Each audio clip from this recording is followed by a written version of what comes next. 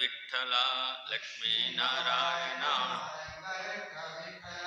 ഗോവിന്ദ വിഠല ഗോപാല വിഠല ഗോവിന്ദ വിഠല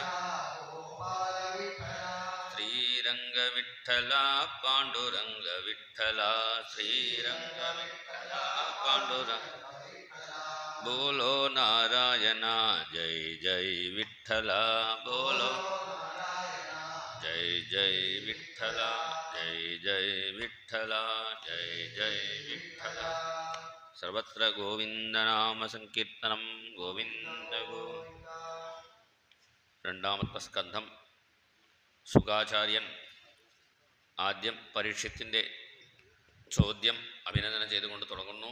വരീയാൻ ഏഷത്തെ പ്രശ്ന. നല്ല ചോദ്യങ്ങൾ ചോദിക്കുമ്പോൾ ഉത്തരം പറയുന്നവർക്ക് സന്തോഷമുണ്ടാവും. വിവേകാനന്ദ സ്വാമിയുള്ള സാഹിബ് ചോദ്യം ചോദിച്ചു. നല്ല ചോദ്യമില്ലെങ്കിൽ ഇങ്ങനെ വിഡ്ഢിത്തനമായ ചോദ്യങ്ങൾക്ക് ഉത്തരം പറയാൻ പുറപ്പെട്ടാൽ ഉത്തരം പറയുന്നതിന് വിഡ്ഢികളാവും. അപ്പോൾ ചോദ്യം നല്ല ചോദ്യങ്ങളാവണം. ഈ മനുഷ്യജന്മം സഫലമാവണമെങ്കിൽ ജന്മലാഭ പരപുംസാം അന്തേ നാരായണ സ്മൃതി. അന്തേ നാരായണ സ്മൃതി. അന്തേ നമ്മുടെ അന്ത്യസമയത്തിൽ ഭഗവാനെ സ്മരിക്കാൻ തോന്നണം. അന്ത്യസമയത്തിൽ ഭഗവാനെ സ്മരിക്കണമെങ്കിൽ ഇപ്പോൾ തന്നെ നമ്മൾ നാമം ജപിച്ചു തുടങ്ങിയാലേ അന്ത്യസമയത്തിൽ നാരായണ ജപിക്കാൻ തോന്നുള്ളൂ. തത്തയ്ക്ക് രാമരാമൻ പറഞ്ഞു കൊടുത്താൽ ചിലപ്പോൾ ഇത് പറയും. പിന്നെ പെട്ടെന്ന് ഒരു പൂച്ച കയറി പിടിച്ചാൽ കീ കീന്ന് പറയും. എന്താ കാരണം? ഇടയ്ക്ക് തുടങ്ങിയതാണ് രാമരാമ, ജന്മം മുതൽ തുടങ്ങിയതാണ് കീ കീന്ന് പറഞ്ഞത്. അതുപോലെയാണ് നമുക്ക് ഇടയ്ക്ക് നാമജപം തുടങ്ങിയതാണ്. ജന്മജന്മാന്തരമായിട്ട് നമ്മൾ അയ്യോ ഇങ്ങനെയൊക്കെ പറഞ്ഞ് നമുക്ക് അഭ്യാസം. നമ്മൾ വേഗം നടക്കുമ്പോൾ കാല് തട്ടിയാൽ അയ്യോ അമ്മേ, പിന്നെയാണ് രാമകൃഷ്ണ ഒക്കെ പിന്നെയാണേ വരുള്ളൂ. ആദ്യം അയ്യോ പിന്നെയാണ് അമ്മേ. അമ്മേ എന്ന് പറഞ്ഞ് ശീലമായിപ്പോയി. അത് നമ്മുടെ ആണിക്കട്ട അമ്മയെ ഓർത്ത് കൊണ്ടാണ് അമ്മയിൽ പറയാറില്ല. ഇങ്ങനെ പറഞ്ഞ് ശീലം കൊണ്ട് അമ്മയെ പറയുന്നു.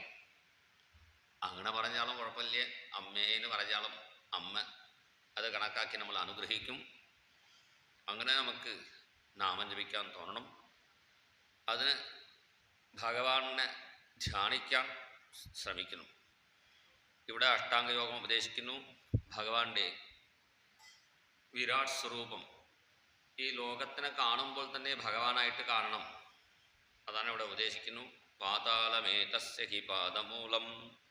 താഴെ ഉള്ള 7 ലോകങ്ങളും മുകളിലുള്ള ലോകങ്ങൾ, ഈ 14 ലോകവും ചേർത്ത് ഭഗവാന്റെ ഒരു രൂപമായിട്ട് ഇവിടെ വർണ്ണിക്കുന്നു.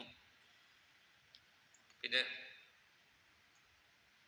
മേഘങ്ങളെ കാണുമ്പോൾ ഭഗവാന്റെ കേശങ്ങളായിട്ടും, മലകളെ കാണുമ്പോൾ ഭഗവാന്റെ അസ്ഥികളായും, നദികളെ കാണുമ്പോൾ ഭഗവാന്റെ നാഡികളായും ഇങ്ങനെ വർണ്ണിക്കുന്ന ഒരു രൂപം. ഇങ്ങനെ ധ്യാനിച്ചിട്ടാണ് ബ്രഹ്മാവിന് പോലും ബ്രഹ്മസ്ഥാനം കിട്ടി പറയുന്നു. പക്ഷെ ഇങ്ങനെയൊക്കെ പറഞ്ഞാൽ നമുക്ക് ധ്യാനിക്കാനാവണില്ല. അതുകൊണ്ടാണ് അടുത്ത അധ്യായത്തിൽ വേറെ ഒരു ധ്യാനം പറഞ്ഞു കൊടുക്കുന്നു. കേചിത് സ്വദേഹാന്തർഹൃദയാവകാശേ പ്രാദേശമാത്രം പുരുഷം വസന്തം ചതുർഭുജം കഞ്ചരഥാങ്ക ശംഖ ഗദാധരം ധാരണയാ സ്മരന്തി.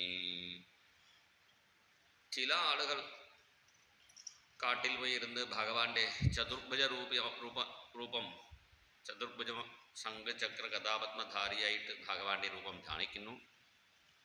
അങ്ങനെ ധ്യാനിക്കുന്ന മഹാത്മാക്കൾക്ക് മാത്രമേ മുക്തി കിട്ടുള്ളൂ എന്ന് പറഞ്ഞു. അപ്പോൾ പരീക്ഷത്ത് ചോദിക്കുന്നു, എനിക്ക് ധ്യാനം ചെയ്യാനാവണില്ലല്ലോ. നമ്മളൊക്കെ ധ്യാനിക്കാൻ ഇരുന്നാൽ അപ്പോഴാണ് ഉറങ്ങിപ്പോകും. ചിലപ്പോൾ ധ്യാനിക്കാൻ ഇവിടേക്കും മനസ്സ് എവിടേക്ക് പോകും. ഇപ്പോൾ ധ്യാനം ചെയ്യാൻ പറ്റാത്തവർക്ക് എന്താണ് വഴി ചോദിക്കുമ്പോഴാണ് പിബന്തിയേ ഭഗവത ആത്മനസ്സതാം കഥാമൃതം ശ്രവണപുടേഷു സംഭൃതം. ഭഗവാന്റെ കഥകളെ കേട്ടിരുന്നാൽ മതി, അവർക്കും ആ ധ്യാനത്തിൻ്റെ ഫലമായ മുക്തി കിട്ടും എന്നാണ് പറയുന്നു. പിന്നെ രണ്ടാമത്തെ സ്കന്ധം 3-ാമത്തെ അധ്യായത്തിൽ ഓരോരോ കാര്യസാധ്യത്തിന് വേണ്ടി ഓരോരോ ദേവന്മാരെ ആശ്രയിക്കും ഇവിടെ ഉപദേശിക്കുന്നു. ബ്രഹ്മവർച്ചസ കാമസ്തു യജേത ബ്രഹ്മണസ്പതിം. വേദത്തിൽ ബ്രഹ്മണസ്പതി എന്നാണ്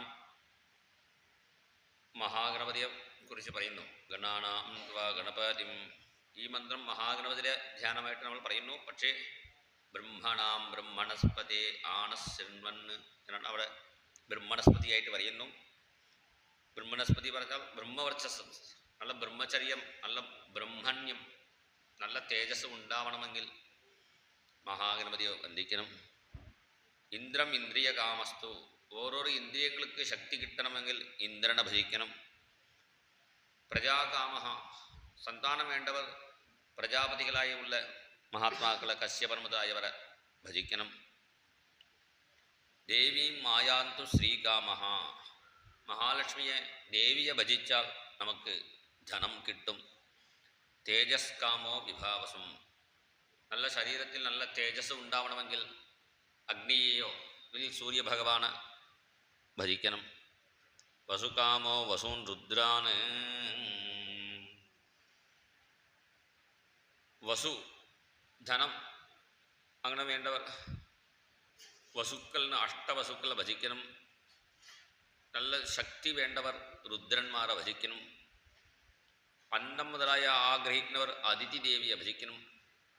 സ്വർഗം വേണ്ടവർ അതിഥിപുത്രന്മാരായ ദേവന്മാരെ ഭജിക്കണം. രാജ്യം വേണ്ടവർ വിശ്വേദേവകളെ ഭജിക്കണം. ആയസ് വേണ്ടവർ അശ്വിനി ദേവന്മാരെ ഭജിക്കണം. ഇതിനൊക്കെ വരിയായിട്ട് പറയുന്നുണ്ട്. രൂപാഭികാമ. നല്ല സൗന്ദര്യം വേണമെങ്കിൽ ഗന്ധർവന്മാരെ ഭജിക്കണം. ഗന്ധർവന്മാർക്ക് നല്ല സൗന്ദര്യം ഉണ്ടാവും. അവരെ ഭജിച്ചാൽ നല്ല സൗന്ദര്യം ഉണ്ടാവും. സ്ത്രീകാമോ അപ്സര ഉർവശി. പിന്നെ നല്ല പെൺകുട്ടി കിട്ടണമെങ്കിൽ ഊർവശിയെ ഭജിക്കണം. ഇപ്പോൾ മിക്കവാറും ആൺകുട്ടികൾക്ക് ഊർവശിയെ ഭജിക്കണം തോന്നുന്നു. ഊർവശി ഭജിച്ചാലേ നല്ല പെൺകുട്ടി കിട്ടുള്ളൂ എന്നൊക്കെ പറയുന്നുണ്ട്. വിദ്യാകാമസ്തു. നല്ല ബുദ്ധി വേണ്ടവർ ദക്ഷിണാമൂർത്തിയെ ഭജിക്കണം. നല്ല ദാമ്പത്യം വേണ്ടവർ ദേവി പാർവതിയെ ഭജിക്കണം എന്നൊക്കെ പറയുന്നുണ്ട്. അവസാനം പറയുന്നു അകാമഹ സർവകാമോ വാ മോക്ഷകാമോ. എല്ലാ ആഗ്രഹവും ഉള്ളവരും ആഗ്രഹം ഇല്ലാത്തവരും മോക്ഷകാമന്മാരായുള്ളവർ എല്ലാവരും ഗുരുവായൂരപ്പനെ ഭജിച്ചാൽ മതി. തീവ്രേണ ഭക്തിയോഗേന യജേത പുരുഷം പരം. ഇത് പറഞ്ഞ്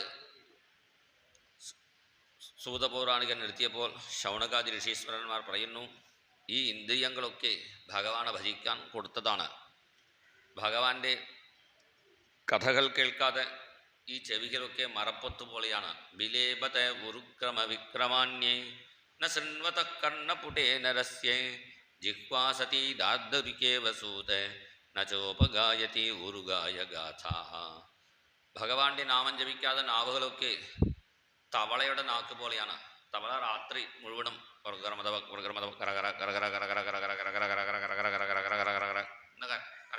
ശബ്ദിച്ചു കൊണ്ടിരിക്കുന്നു. ഈ തവളയുടെ ശബ്ദം കേട്ടപ്പോൾ തമിഴ്നാട്ടിൽ ഒരു മഹാത്മാവ് ശ്രീധര വെങ്കടേശ ശാസ്ത്രികൾ അദ്ദേഹം ചെയ്തു, ആ തവളയെ നമസ്കരിച്ചു. ഈ തവളയ്ക്ക് എത്ര ശിവഭക്തിയാണ്. രാത്രി മുഴുവൻ ഉറക്കമൊഴിച്ച് ഹരഹര ഹരഹര ഹരഹര ഹരഹര ഹരഹര ഹരഹര ഹരഹര ഹരഹര നാമം ജപിക്കുന്നുണ്ടല്ലോ വിചാരിച്ചു. അപ്പോൾ തവളയുടെ നാക്ക് പോലും പറയാൻ പാടില്ല. അതേക്കാൾ മോശമാണ് നാമം ജപിക്കാതെ നാവുകളൊക്കെ. ഭാരപ്പറം പട്ട കിരീടജുഷ്ടം. നല്ല കിരീടം ഒക്കെ ധരിച്ചിട്ട് കാര്യമില്ല. ഭഗവാനെ നമസ്കരിച്ചാൽ ആ തലയ്ക്ക് പെരുമ. ഭഗവാനുക്ക് കൈങ്കര്യം ചെയ്താൽ ആ കൈകൾക്ക് പെരുമ. ഇല്ലെങ്കിൽ എത്ര കങ്കണം വാച്ച് കെട്ടിയിട്ടും അതുകൊണ്ട് കാര്യമില്ല. ഭഗവാന്റെ ദിവ്യരൂപങ്ങളെ കാണാത്ത കണ്ണുകളൊക്കെ മയിൽപീലിൽ ഇരിക്കുന്ന കണ്ണുകൾ പോലെയാണ്. നമ്മുടെ ഭാരതദേശത്തിൽ എത്ര ദിവ്യക്ഷേത്രങ്ങളാണ്. 108 പ്രധാനപ്പെട്ട വിഷ്ണു ക്ഷേത്രങ്ങളും അതേപോലെ 700 ശിവക്ഷേത്രങ്ങളും പിന്നെ കൂടാതെ എത്ര ക്ഷേത്രങ്ങളാണ്. അങ്ങനെ ഓരോ ദിവ്യ ഭഗവാന്റെ രൂപങ്ങളെ കാണണം. ബർഹായിതേ തേ നയനേനരാണാം ലിംഗാണി വിഷ്ണോർ ന നിരീക്ഷതോയേ. ആ ഭഗവാന്റെ ക്ഷേത്രങ്ങൾക്ക് നടന്നു ചെല്ലണം. അപ്പോൾ തന്നെ ഈ കാളുകൾക്ക് പെരുമ. പാദോ നൃണാംതൗ ധ്രുമജന്മഭാജോ ക്ഷേത്രാണി നാനൂരജതോ ഹരേയോ. ഇല്ലെങ്കിൽ മറം പോലെയാണ് ആ കാലുകൾ. ഇങ്ങനെയൊക്കെ ഭഗവാനെ ഭജിക്കാതെ ഇന്ദ്രിയങ്ങൾ ഇവിടെ നിന്ദിച്ച് പറയുന്നു. ഭക്തന്മാരും പാടാറുണ്ട്, കണ്ണനെ കാണാത്ത കണ്ണെന്തിനാ കണ്ണ, കണ്ണെന്തിനാ കണ്ണ, കണ്ണെന്തിനാ, കണ്ണനെ കാണാത്ത കണ്ണെന്തിനാ കണ്ണ, കണ്ണെന്തിനാ കണ്ണ, കണ്ണെന്തിനാ, കീർത്തനം കേൾക്കാതെ കാതെന്തിനാ കണ്ണ, കാതെന്തിനാ കണ്ണ, കാതെന്തിനാ, കീർത്തനം കേൾക്കാത്ത കാതെന്തിനാ കണ്ണ, കാതെന്തിനാ കണ്ണ, കാതെന്തിനാ, കണ്ണനെ കാണാത്ത കണ്ണെന്തിനാ കണ്ണ, കണ്ണെന്തിനാ കണ്ണ, കണ്ണെന്തിനാ, നാമങ്ങൾ ചൊല്ലാത്ത നാവെന്തിനാ കണ്ണ, നാവെന്തിനാ കണ്ണ, നാവെന്തിനാ, നാമങ്ങൾ ചൊല്ലാത്ത നാവെന്തിനാ കണ്ണ, നാവെന്തിനാ കണ്ണ, നാവെന്തിനാ, കണ്ണനെ കാണാത്ത കണ്ണെന്തിനാ കണ്ണ, കണ്ണെന്തിനാ കണ്ണ, കണ്ണെന്തിനാ, കണ്ണനെ കൂപ്പാത്ത കൈയെന്തിനാ കണ്ണ, കൈയെന്തിനാ കണ്ണ, കൈയെന്തിനാ, കണ്ണനെ കൂപ്പാത്ത കൈയെന്തിനാ കണ്ണ, കൈയെന്തിനാ കണ്ണ, കൈയെന്തിനാ, കണ്ണനെ കാണാത്ത കണ്ണെന്തിനാ കണ്ണ, കണ്ണെന്തിനാ, കണ്ണനെ നമിക്കാത്ത ശിരസ്സെന്തിനാ കണ്ണ, ശിരസ്സെന്തിനാ കണ്ണ, ശിരസ്സെന്തിനാ, കണ്ണനെ നമിക്കാത്ത ശിരസ്സെന്തിനാ കണ്ണ, ശിരസ്സെന്തിനാ, കണ്ണനെ കാണാത്ത കണ്ണെന്തിനാ കണ്ണ, കണ്ണെന്തിനാ കണ്ണ, കണ്ണെന്തിനാ, കണ്ണനെ സ്മരിക്കാത്ത മനസ്സെന്തിനാ കണ്ണ, മനസ്സെന്തിനാ കണ്ണ, മനസ്സെന്തിനാ, കണ്ണനെ സ്മരിക്കാത്ത മനസ്സെന്തിനാ കണ്ണ, മനസ്സെന്തിനാ, കണ്ണനെ കാണാത്ത കണ്ണെന്തിനാ കണ്ണ, കണ്ണെന്തിനാ കണ്ണ, കണ്ണെന്തിനാ. ഓരോരോ ഇന്ദ്രിയങ്ങളും ഭഗവാനെ ഭജിക്കാൻ തന്നതാണ് ഭഗവാൻ. അതുകൊണ്ട് നാവെന്തിനു തന്നു ഭഗവാൻ, നാരായണ നാമം പാടാം. അങ്ങനെ ഭഗവാന്റെ നാമങ്ങൾ ജപിക്കാനും അതിനുവേണ്ടിയാണ് ഈ ഇന്ദ്രിയങ്ങൾ കൊടുത്തു. അതുകൊണ്ട് പരീക്ഷിത്ത് എന്തൊക്കെ ചോദിച്ചു, ശുകാചാര്യൻ എങ്ങനെയാണ് എന്തൊക്കെയാണ് ഉത്തരം പറഞ്ഞു, അത് വിസ്തരിച്ച് പറഞ്ഞ് കേൾപ്പിക്കണേന്ന് ശൗനകാദി മഹർഷിമാർ പ്രാർത്ഥിക്കുന്നു. അപ്പോൾ പരീക്ഷിത്ത് ചോദിക്കുന്നു, ഭഗവാൻ ഈ ലോകം എങ്ങനെ സൃഷ്ടിക്കുന്നു? ഇത് ചോദിച്ചപ്പോൾ ശുകാചാര്യൻ ഭഗവാനെ പ്രാർത്ഥിച്ചുകൊണ്ട് തുടങ്ങുന്നു. ആ ഭഗവാന്റെ കാര്യം എന്നെ കൊണ്ട് പറയാനാവണില്ലേ, ആ ഭഗവാൻ തന്നെ എൻ്റെ ഉള്ളിൽ ഇരുന്ന് പറയട്ടെ എന്ന് പ്രാർത്ഥിച്ചുകൊണ്ടാണ് ഇവിടെ തുടങ്ങുന്നു. ശുകസാരസ്വതം എന്നാണ് ഈ മന്ത്രങ്ങൾ പറയുന്നു. 2-ാമത്തെ സ്കന്ധം 4-ാമത്തെ അധ്യായത്തിൽ 12 മുതലുള്ള ശ്ലോകങ്ങളാണ് ശുകാചാര്യൻ്റെ സ്തുതി. ഇതിൽ ഓരോരോ യോഗങ്ങളെക്കുറിച്ച് വർണ്ണിക്കുന്നു. ആദ്യം ഭക്തിയോഗത്തെക്കുറിച്ച് വർണ്ണിക്കുന്നു. യത് കീർത്തനം, യത് സ്മരണം, യദീക്ഷണം. ആ ഭഗവാനെ കീർത്തിച്ചാൽ മതി, ഭഗവാനെ സ്മരിച്ചാൽ മതി, ഭഗവാനെ കണ്ടാൽ മതി, ഭഗവാന്റെ മുന്നിൽ വീണ് നമസ്കരിച്ചാൽ മതി. ഇതൊക്കെ നമ്മുടെ പാപങ്ങളെ നശിപ്പിക്കും. അങ്ങനെ ഭക്തിയോഗം കൊണ്ട് ചില ആളുകൾ ഭഗവാന്റെ പാദത്തിൽ എത്തിച്ചേരുന്നു. ചില മഹാത്മാക്കൾ വിചക്ഷണ യത് ചരണോപസാദനാത്ത്. ചില മഹാത്മാക്കൾ ഭഗവാനെ ആശ്രയിച്ച് ഈ സംഘം വീടും അതേപോലെ എല്ലാം ഉപേക്ഷിച്ച് കാട്ടിൽ പോയി സന്യസിച്ച് ചില ആളുകൾ പുറപ്പെടുന്നു. അതാണ് ജ്ഞാനയോഗം. ചില മഹാത്മാക്കൾ വീട്ടിലിരുന്ന് ചെയ്യുന്ന സത്കർമ്മങ്ങളൊക്കെ ഭഗവാനക്കായി സമർപ്പിച്ചുകൊണ്ട് ചെയ്യുന്നു. തപസ്വിനോ ദാനപര യശസ്വിനോ മനസ്വിനോ മന്ത്രവിദ സുമംഗളാഹ. ഇങ്ങനെ കർമ്മയോഗം ചെയ്യുന്നവരും അവസാനം എന്ത് പറയുന്നു? നാരായണായേതി സമർപ്പയാമി. അങ്ങനെ ഭഗവാനക്ക് സമർപ്പിച്ചിട്ടാണ് അവർ ഭഗവാനെ ഭജിക്കുന്നു. ഇപ്പോൾ കർമ്മയോഗം ജ്ഞാനയോഗം ഭക്തിയോഗം ഒക്കെ ചെയ്യാൻ പറ്റാത്തവർക്ക് എന്താണ് വഴി? അങ്ങനെ ഉള്ളവർക്ക് ഭഗവാന്റെ നാമം ജപിച്ചാൽ മതി, അല്ലെങ്കിൽ ഭഗവാന്റെ നാമം ജപിക്കുന്ന ഭക്തന്മാരുടെ കാല് പിടിച്ചാൽ മതി, അവർക്കും സദ്ഗതി കിട്ടും എന്ന് പറഞ്ഞുകൊണ്ടാണ് ശുകാചാര്യൻ ഇവിടെ സ്തുതിക്കുന്നു. അങ്ങനെ ഭഗവാനെ സ്തുതിച്ചുകൊണ്ട് തുടങ്ങുന്നു. ബ്രഹ്മാവോട് നാരദൻ ചോദിക്കുന്നു, സൃഷ്ടികർത്താവ് നിങ്ങളല്ലേ? അപ്പോൾ ബ്രഹ്മാവ് പറയുന്നു, ഞാൻ സൃഷ്ടികർത്താവ് ഇല്ല, എന്നെയും സൃഷ്ടിക്കാനുള്ള ശക്തിയും എനിക്ക് കൊടുത്ത് എനിക്ക് വേണ്ട സാധനങ്ങളൊക്കെ എല്ലാം ഭഗവാനാണ് ചെയ്തു എന്ന് പറഞ്ഞ് ഇവിടെ ബ്രഹ്മാവ് താൻ ഉണ്ടായ കഥ ഇവിടെ പറഞ്ഞ് കേൾപ്പിക്കുന്നു. ആദ്യം വെള്ളം മാത്രം ഉണ്ടായിരുന്നു. വെള്ളത്തിൽ ആദ്യം ഒരു താമര ഉണ്ടായി. താമരയിൽ സ്വയം ആവിർഭവിച്ചതുകൊണ്ടാണ് സ്വയംഭൂ എന്ന് ബ്രഹ്മാവിൻ്റെ പേര്. അദ്ദേഹം ഇങ്ങനെ 4 വശം തിരിഞ്ഞ് നോക്കുമ്പോൾ അദ്ദേഹത്തിന് 4 തല ഉണ്ടായി.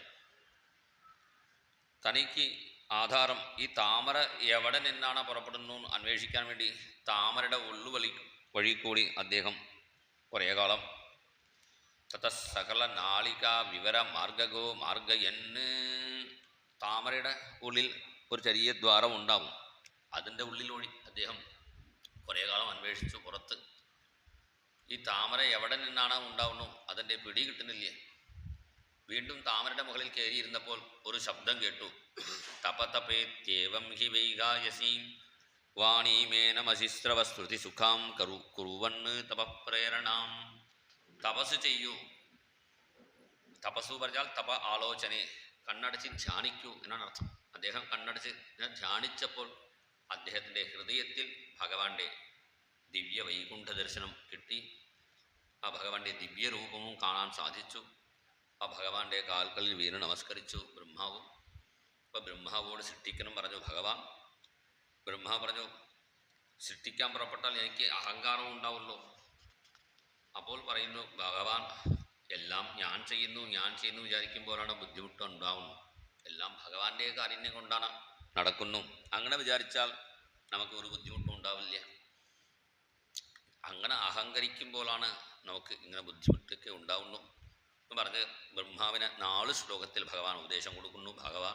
ഭാഗവതം അതിൻ്റെ മുഖവുരയായിട്ട് 2 ശ്ലോകവും ഫലശ്രുതിയായിട്ട് 1 ശ്ലോകം, മൊത്തം 7 ശ്ലോകങ്ങളാണ് ഇവിടെ വർണ്ണിക്കുന്നു. 10ാമത്തെ സ്കന്ധം 9ാമത്തെ അധ്യായത്തിൽ 30 മുതലുള്ള ശ്ലോകങ്ങളാണ്. ജ്ഞാനം പരമഗുഹ്യം മേ യദ്വിജ്ഞാന സമന്വിതം സരഹസ്യം തദങ്കഞ്ച ഗൃഹാണഗതിതം മയാ എന്ന് തുടങ്ങുന്ന 7 ശ്ലോകങ്ങളാണ്. അഹമേവാസമേവാഗ്രേ, ഞാനാണ് ഈ ലോകത്തിൻ്റെ മുമ്പും ലോകത്തിൻ്റെ ഇടയിലും അവസാനം ലോകം നശിച്ച ശേഷം ബാക്കിയുള്ളതും ഞാൻ തന്നെയാണ്. എങ്ങനെയാണ് സുവർണം ആദ്യം കട്ടിയായിട്ടിരിക്കുന്നു, പിന്നെ ആവരണമായി ആകുമ്പോൾ പല നാമരൂപങ്ങളായിട്ട് മാറുന്നു, വീണ്ടും ആവരണമൊക്കെ അഴിച്ച് വീണ്ടും കട്ടിയായിട്ട് വെച്ചാൽ സുവർണ്ണ കട്ടിയായിരിക്കുന്നു.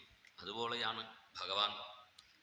ആദ്യം സുവർണ്ണക്കട്ടി പോലെയായിരുന്നു, പിന്നെ ലോകം സൃഷ്ടിച്ച സമയത്തിൽ നാമരൂപങ്ങൾ വള മോതിരം ചെയിൻ ഇങ്ങനെ പല രൂപത്തിൽ, പിന്നെ വീണ്ടും അവസാനിക്കുന്ന സമയത്തിലും സുവർണം അഴിച്ച് പിന്നെ അത് കട്ടിയാക്കി മാറ്റിയാൽ എങ്ങനെയാണോ അതുപോലെയാണ് ഈ ലോകത്തിൽ സൃഷ്ടിക്ക് മുമ്പും ഇടയിലും അവസാനത്തിലും. ഇവിടെ ഉദാഹരണം പറയുന്നു, യഥാ ഊർണനാഭിഹി. സൃഷ്ടിക്കാൻ വേണ്ടി ഭഗവാൻ വേറൊരു സാധനമൊന്നും കൊണ്ടുവരാറില്ല. എങ്ങനെയാണ് ഈ 8 കാലി തൻ്റെ വായിൽ നിന്നും ഒരു ഉമിഴ്നീർ എടുത്ത് അതുകൊണ്ട് തന്നെയാണ് ഈ ഒരു വള ഉണ്ടാക്കുന്നു. വലിയ വലിയ എഞ്ചിനീയർ പോലും വീട് കെട്ടാൻ എത്ര ബുദ്ധിമുട്ടുന്നു.